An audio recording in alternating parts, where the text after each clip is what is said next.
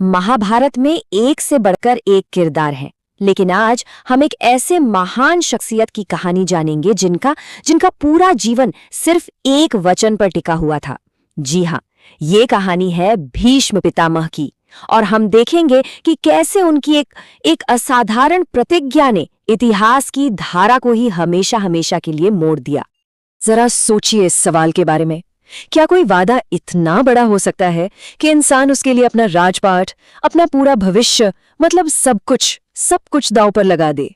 पूरी की पूरी भीष्म की कहानी इसी एक असाधारण त्याग के इर्द गिर्द घूमती है। तो चलिए कहानी की शुरुआत से शुरू करते हैं।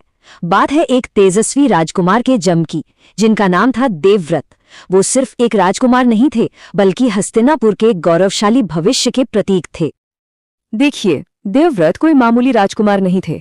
उनके पिता थे हस्तिनापुर के राजा शांतनु और माता स्वयं नदी देवी गंगा। तो मतलब जन्म से ही वो हस्तिनापुर के सिंहासन के एकमात्र और निर्विवाद, मतलब अनडिस्प्यूटेड वारिस थे। ऐसा लग रहा था कि उनका भविष्य बिल्कुल तय है, एकदम उज्जवल। लेकिन तकदीर को कुछ और ही मंजूर था। जीवन में एक ऐसा मोड़ आया जहां एक इंसान की निजी दुविधा एक पूरे राजवंश की पूरी की पूरी किस्मत बन गई।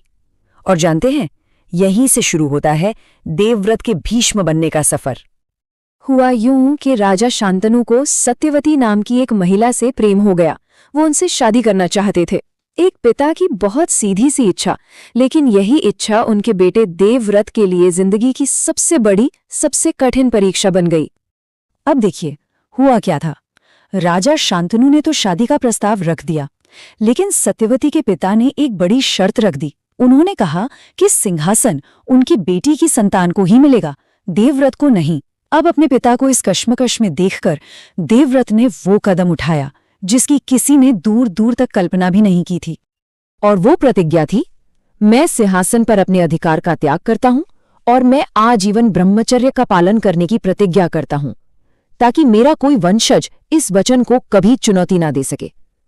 सोचिए, सिर्फ राजपाट ही नहीं छोड़ा, बल्कि ये पक्का करने के लिए कि भविष्य में भी सिंहासन को लेकर कोई झगड़ा ना हो, उन्होंने जिंदगी भर ब्रह्मचारी रहने की कसम खा ली। ऐसा त्याग जिसकी कोई मिसाल ही नहीं है। और इसी भयानक, इसी कठोर प्रतिज्ञा की वजह से देवव्रत को एक नया नाम मिला, भीष्म।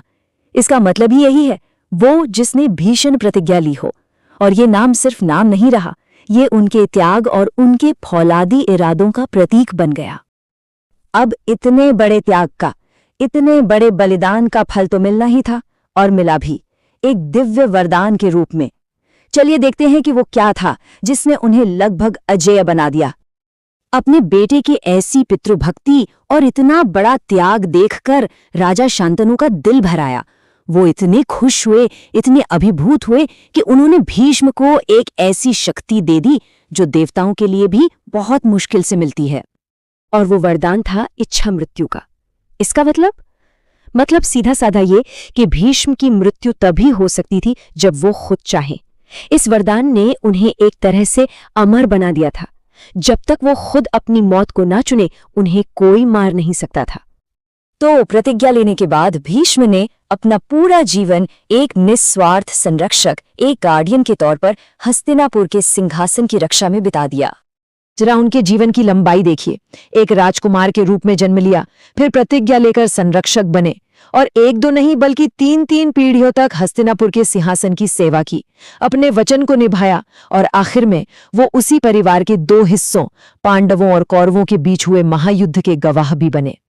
यही तो उनके जीवन की सबसे बड़ी ट्रेजेडी, सबसे बड़ी विडंबना थी।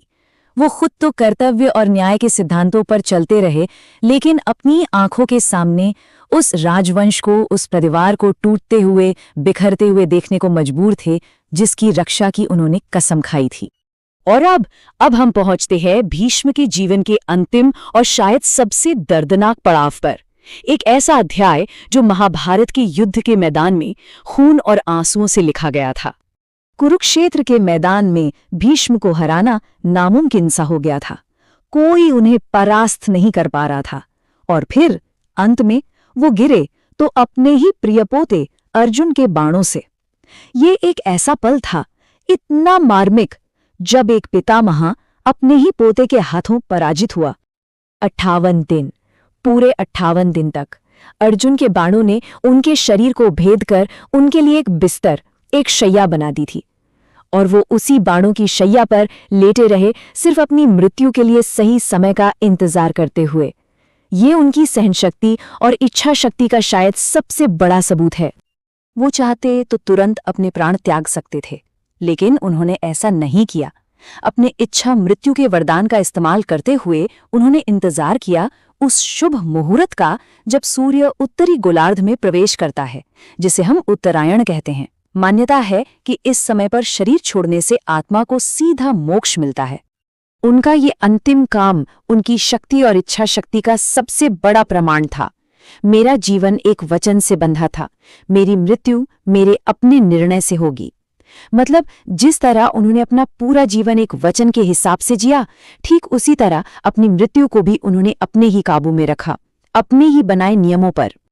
तो आखिर में एक सवाल तो उठता ही है कि क्या भीष्म की वो प्रतिज्ञा धर्म का सबसे बड़ा काम थी, या फिर कहीं उसी एक प्रतिज्ञा ने अनजाने में उन हालातों को जन्म दे दिया जिनकी वजह से आखिर में हस्तिनापुर का विनाश हुआ? ये एक ऐसा सवाल है जिस पर विचार करना बनता है।